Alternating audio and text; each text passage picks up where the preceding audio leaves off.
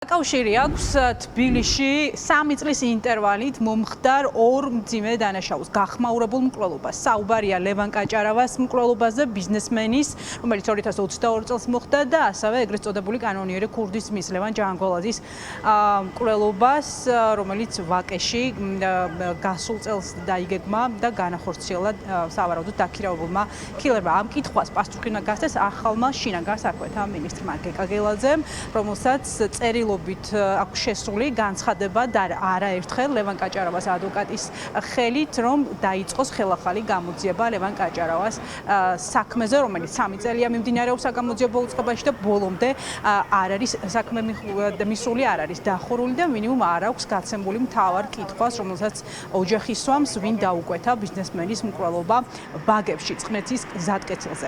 ლევან კაჭარავას ოჯახის უფლებადამცველი, რომელიც გაეცნო ხელმეორედ საქმის მასალებს, ამბობს, რომ პრაქტიკულად საქმეში გამომძიებულებს არანაირი მტკიცებულება, არანაირი პირდაპირი სახის მტკიცებულება არ შეუგროვებიათ, რომელიც პასუხს გასცემდა მთავარ კითხვას.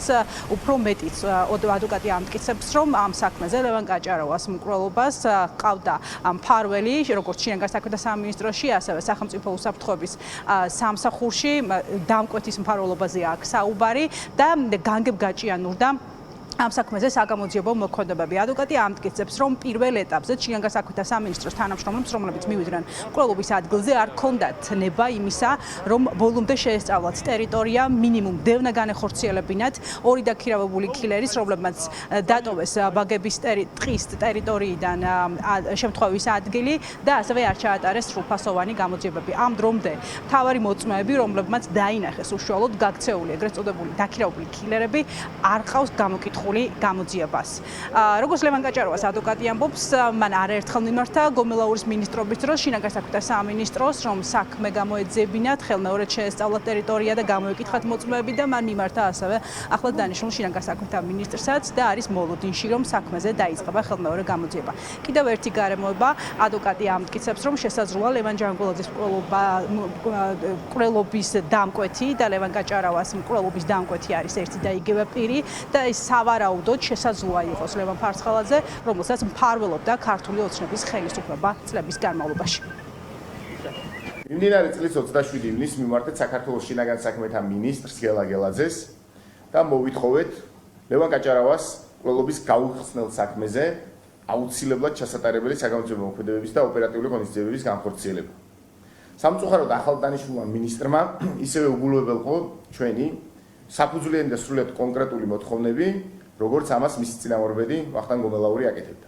ლევან კაჭარავას მკვლელობა დაიგეგმა და განხორციელდა ოპერატიული სამსახურების უშუალო ჩართულობით. შინაგან საქმეთა სამინისტროს იმჟამინდელმა მესვეურებმა, იქნება ეს მინისტრი, კურატორი მოადგილე, კრიმინალური პოლიციის დეპარტამენტის, თბილისის პოლიციის დეპარტამენტის თუ საპატრულო პოლიციის დეპარტამენტის უფროსები, ხელი შეუწყოს ორი მკვლელის მიმალვას და გამოძიების ჩიხში შეყვანას.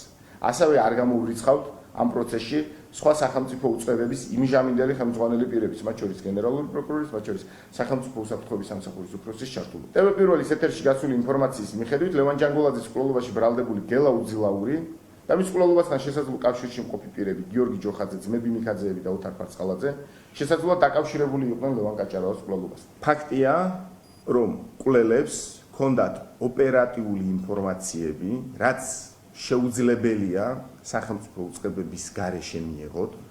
ფაქტია, რომ მკვლელებს შემთხვევის ადგილიდან გასვლაში დაეხმარნენ, ფაქტობრივად მწვანე დერეფანი მოუწყვეს და ფაქტია, რომ საქმეზე აუცილებლად ჩასატარებელი საგამოძიებო მოქმედებები ამ დრომდე ჩატარებული არ არის.